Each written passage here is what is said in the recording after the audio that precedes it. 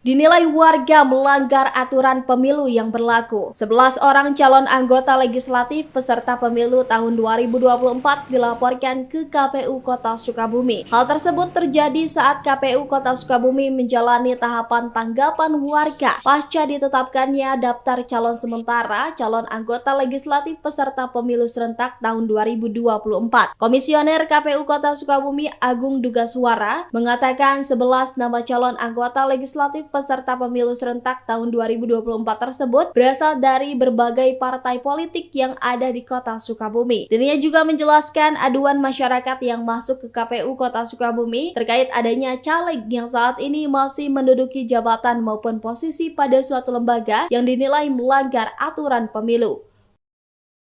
Baik, pasca pengumuman DCS kemarin, kita kemudian menyaring apa yang dimaksud dengan tanggapan dari masyarakat. Nah, partai politik kemudian diberikan waktu 3 hari untuk melakukan klarifikasi kepada para caleg tersebut.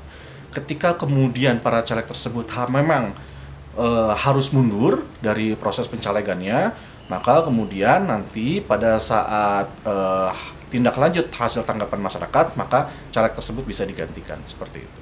Nah, setidaknya ada 11 caleg yang kemudian dilaporkan atau mendapatkan tanggapan masyarakat. Di antaranya adalah misalnya terkait dengan jabatan-jabatan tertentu yang memang menurut tafsir daripada si penanggap ini mereka harus mundur.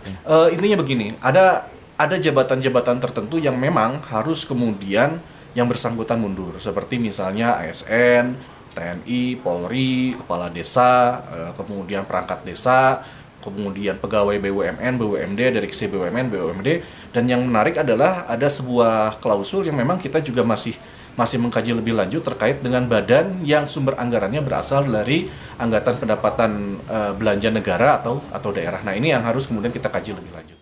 Dari Kota Sukabumi, Sofwan Julpikar dan tim liputan MGS TV melaporkan.